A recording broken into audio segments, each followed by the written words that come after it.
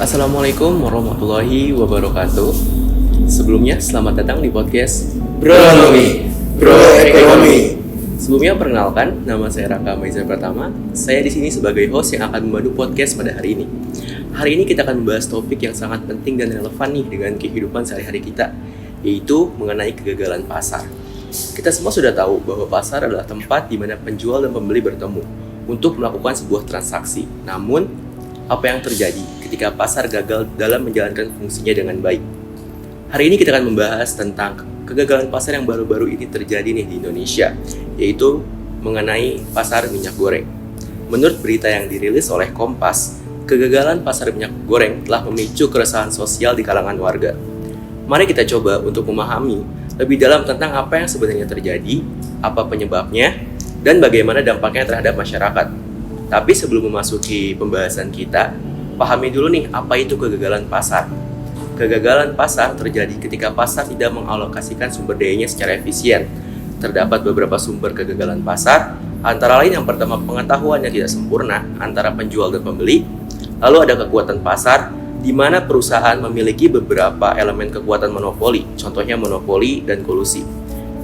Selanjutnya ada eksternalitas, adalah dampak dari tindakan perusahaan atau individu, baik positif maupun negatif. Selain itu, terdapat beberapa aspek kegagalan pasar itu sendiri. Antara lain yang pertama ada barang pantas, lalu ada barang tidak pantas, barang publik, imobilitas faktor produksi, keadilan dan efisiensi, kekuatan pasar, dan eksternalitas. Nah, berita yang akan kita bahas pada kali ini terdapat 3 aspek yang menyangkut kegagalan pasar. Ada eksternalitas, barang publik, dan kekuatan pasar. Berikut beberapa cuplikan dari videonya. Apa Indonesia yang notabene negara penghasil kelapa sawit namun saat ini terjebak dalam kelangkaan minyak goreng di pasaran? Sorotan lainnya, saudara, kelangkaan minyak goreng, kemasan, dan minyak goreng curah masih terjadi di sejumlah daerah. Tidak hanya langka, harga minyak goreng juga masih mahal di atas harga eceran tertinggi yang ditetapkan pemerintah. Kalau masuk artinya barang yang kita order tidak pernah biada masuk. Pernah. Iya. Banyak warga yang datang cari. Banyak datang cari tapi tidak ada barang. Tidak ada barang. Kebijakan pemerintah pusat untuk menurunkan harga minyak goreng berimbas pada menurunnya jumlah pasokan. Ada 14, dapat 500. Ya. Gimana pasokannya maksudnya? Makin kosong. Kosong. Sejak kapan Ada. sih? Sejak 3 harian, 5 harian tuh kosong. Ini kan dia 5 luan. Rauhnya ini bedik-bedik. Datanya sedikit. Tak ada pasokan. Apa alasannya katanya? Tak ada minyak. Tidak ada minyak. Pas murah tapi nggak ada malah sekarang. Iya, tak ada. Tapi sabar dulu, di sini kita ditemani nih sama 3 orang yang gak kalah keren yang bakal nemenin kita untuk ngebahas kegagalan pasar tentang pasar minyak goreng. Mungkin sebelum itu boleh dong dikenalin dulu nih. Perkenalkan, saya Muhammad Arkana Sinul Haq, mahasiswa SB dengan NIM K144. Halo Sobat Bronomi, perkenalkan nama saya Bayu Aryo Putra Mahardika dengan NIM K140121062 dari Sekolah Bisnis. Halo semuanya, perkenalkan nama saya Raka Maulana Madani dengan NIM K 14211 dari Sekolah Bisnis 59. Oke, kan udah dikenalin nih. Mungkin sebelum kita memasuki pembahasan, mau nanya-nanya dulu nih kabarnya gimana? Kabarnya gimana nih? Kalau saya sendiri alhamdulillah baik ya. Mungkin dari teman-teman lain? Alhamdulillah, wasyukurillah. Hari ini kebetulan kondisi podcast lagi di hari Jumat ya perekamannya. Jadi merasa segar karena juga habis sholat Jumat tadi kebetulan. Habis sholat Jumat istirahat sebentar langsung produktif lagi. Alhamdulillah, jadi semangat. Oke, kalau kabar saya sendiri alhamdulillah sehat, rohani jasmani. Rohaninya dapat, jasmaninya juga dapat. Oke, mungkin kita langsung aja kali ya masuk ke pembahasannya. Kita akan bahas berita tentang kegagalan pasar minyak nih. Ada tanggapan kira-kira dari teman-teman sekalian? Oke, menurut saya pribadi ya kegagalan pasar itu wajar sebenarnya terjadi di kehidupan kita sehari-hari gitu. Tapi pada topik kali ini yang kita bahas itu adalah kegagalan pasar pada tahun 2022 akhir ya nggak salah ya. Terhadap kasus naiknya harga minyak yang menjadi fluktuatif, kadang mahal, tiba-tiba rendah, tiba-tiba mahal gitu. Nah menurut saya pribadi sih sebenarnya bagi saya itu agak kurang tidak masuk akal sebenarnya. Kenapa? Mungkin bagi semua orang juga mengira seperti itu karena Indonesia ini adalah negara yang kalau misalkan kita bertanam apapun harusnya tumbuh jadi apapun gitu. Minyaknya kan bisa banyak dari banyak sumber ya, bisa dari sawit, bisa dari minyak nabati juga. Nah tapi pertanyaannya yang saya juga terheran-heran, kenapa minyak bisa sampai gagal gitu, bisa sampai harga itu melonjak. Mungkin setelah saya studi lebih lanjut, setelah saya telaah, bahwa bisa jadi ada suatu faktor yaitu kurang optimalisasi dalam memproduksi minyak tersebut, yang akhirnya menyebabkan bahwa perusahaan-perusahaan minyak tidak mampu untuk memenuhi kebutuhan pasar gitu. Jadi yang terjadi adalah supply dikit, demand besar. Ketika itu tidak stabil, nah mau gak mau untuk memproduksi lebih ya dengan terpaksa produsen harus menjual dengan harga lebih mahal gitu. Jadi supaya seolah-olah satu minyak yang terjual bisa untuk memproduksi 10 minyak lagi gitu. Tapi kan karena minyak ini barang publik juga gitu, barang yang dipakai oleh banyak mayoritas orang untuk memasak, untuk buat gorengan gitu. Nah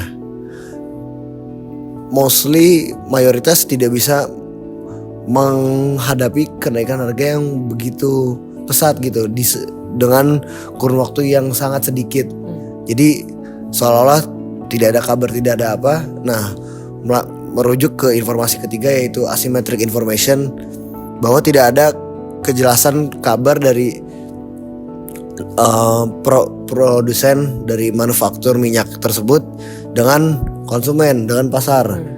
Jadi ya bisa jadi kita sebagai konsumen kita mikirnya besok bakal baik-baik aja nih, taunya nanti sore harga minyak udah naik jadi 2 kali lipat, 3 kali lipat gitu kan. Ada sebuah asymmetric information yang bisa menuju ke hal yang tidak diinginkan lebih lanjut gitu. Seperti pada contoh kasus yang kita bahas sekarang, banyak warga yang ramai-ramai menyerbu protes ke toko-toko supermarket, bahkan sampai ada yang kayak protes ke pemangku kekuasaan, padahal pemangku kekuasaan tersebut bukan diwewenang untuk mengambil keputusan tersebut gitu. Ya mungkin kalau dari saya pribadi sih saya harap ini tidak terulang lagi untuk kedepannya. Bisa ada dilakukan langkah-langkah preventif seperti dari Kementerian Keuangan mesediakan edukasi terhadap supaya meminimalisir asymmetric information dan langkah-langkah preventif lainnya gitu.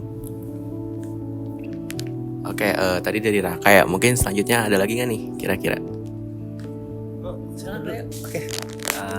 Mungkin dari saya sedikit ya. Tadi kan udah di-mention juga sama Raka, barang publik.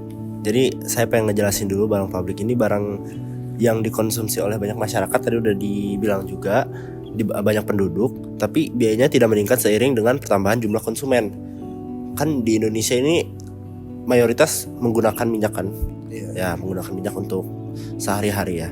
Nah, udah gitu barang publik ini menciptakan kegagalannya di mana? Nah, jika bagian populasi yang mengkonsumsi barang gagal membayar, tetapi terus menggunakan barang tersebut sebagai pembayar sebenarnya. Bisa dibayangin, ya kan? Sesuatu yang kita pakai sehari-hari tiba-tiba langka dan mahal gitu. Menimbulkan keresahan bagi masyarakat sekitar gitu. Mungkin dari saya itu aja. Oke, tadi kan ada dibahas ya tentang kekuasaan pasar atau barang publik. Nah, mungkin selanjutnya dari teman kita yang satu lagi. Oke, di sini saya akan membahas mengenai sisi eksternalitasnya. Nah, sebelum ke hal yang lebih mendalam, sebenarnya saya akan menjelaskan apa itu sih eksternalitas. Jadi menurut catatan yang sudah saya buat nih, eksternalitas mengacu pada biaya atau manfaat yang dihasilkan dari transaksi yang mempengaruhi pihak ketiga yang tidak memutuskan untuk dikaitkan dengan manfaat atau biaya tersebut. Nah, eksternalitas itu dibagi menjadi dua. Jadi eksternalitas itu ada yang positif maupun negatif. Nah, kalau kita ngomongin soal kegagalan pasar di minyak goreng ya, jadi sisi positifnya itu pengurangan konsumsi lemak. Jadi otomatis kita kan bakal mengurangi mengkonsumsi minyak goreng yang notabene minyak goreng itu kurang baik buat tubuh. Jadi kita bakal memulai pola hidup yang lebih sehat dengan mengurangi konsumsi minyak gitu. Itu sisi positif yang sangat baik menurut saya pribadi ya, karena dengan kita memulai pola hidup yang baik, jadi tubuh kita juga bakal mempunyai daya tahan yang bagus gitu. Nah, selanjutnya ini mau ngebahas dari sisi negatifnya nih. Otomatis kalau minyak goreng naik, pasti yang terdampak yang paling utama tuh di ekonominya. Jadi harga minyak naik, otomatis harga-harga di pasar itu bakal ikut naik juga dan malah tidak stabil. Misalnya minyak goreng naik nih harganya nih, nah bisa jadi tuh sayur-sayuran ikut naik, bahan baku yang lain naik, beras naik, itu kan jadi dampak negatif juga ya. Nah, selanjutnya itu dari dampak UMKM nih, dari sisi UMKM ya. Jadi kenapa UMKM itu terdampak negatif dari kenaikan harga minyak goreng, terutama untuk UMKM yang produknya itu menggunakan bahan bakunya minyak goreng. Jadi otomatis hal minyak goreng naik, hal ini menjadikan mempengaruhi produksi dari UMKM tersebut. Itu sih kalau dari saya. Mungkin buat sobat-sobat Bronomers yang nonton, tadi kita ngebahas 3 tentang faktor ya kegagalan pasar. Ada eksternalitas, ada kekuatan pasar, ada yang ketiga itu ada barang publik. Nah mungkin kita akan membahas yang lain nih. Kira-kira ada tambahan gak tentang kegagalan pasar minyak goreng ini? Mungkin nanti sebelum Anda simpulkan di akhir sesi, saya ada sedikit tambahan untuk dampak UMKM pada eksternalitas negatif. Misalkan ada dari data yang saya baca terakhir kali itu, penyumbang terbesar produk domestik bruto negara kita ini adalah UMKM sebesar 60,5% pada tahun akhir 2022. Data tersebut sangat relevan dengan kondisi ricuhnya maraknya protes terhadap naiknya harga minyak goreng yang sangat tidak stabil. Anggap saja gini, UMKM itu ada di mana-mana, dan jika sudah diriset dari data statistik dan survei yang diselenggarakan oleh badan terpercaya, nah disimpulkanlah sebuah hasil bahwa penyumbang terbesar itu adalah PDB dari UMKM 60,5%. Bayangkan nih, kalau misalkan 100 UMKM dari 1000-nya menjual gorengan tapi tidak bisa beli minyak goreng, masa harus direbus minyak gorengnya gitu? Kacau. Gak masuk lah. Gak bisa, bener. Gak enak. Maksudnya gini ya, saya pengen hidup sehatnya juga nih. Emang gak ada yang bisa ngalahin makan minyak goreng abis Jumatan gitu. Makan gorengan abis Jumatan gak ada yang bisa ngalahin. Kalau misalkan makan tempe rebus gitu, bisa. itu yang sebenarnya dari ya, terlepas dari teori-teori ekonomi gitu ya, dari saya pribadi saya sih kecewa gitu. Terima kasih. Oke, tadi ada tambahan nih dari Raka tentang eksternalitas dari dampak negatifnya. Nah, kira-kira ada tambahan lagi nggak dari teman-teman sekalian? Oke, mungkin untuk podcast kali ini tentang pembahasan kegagalan pasar minyak goreng cukup sampai sini. Harapan dari kita ya semoga ini tidak terulang lagi, karena dampak negatifnya sangat banyak, terutama pada orang-orang menengah ke bawah yang emang memiliki UMKM-nya gitu. Nah, mungkin sekian dari kami mengenai pembahasan kali ini. Semoga informasi yang kami berikan tadi atau pembahasan yang kita telah lakukan tadi cukup memberikan informasi kepada Bronomers nih. Oke, mungkin sekian, terima kasih karena telah hadir. Terima kasih juga terhadap Sobat Bronomers. Oke, mungkin kita tutup aja. Sampai jumpa di podcast Bronomi, Bro Ekonomi. Dadah.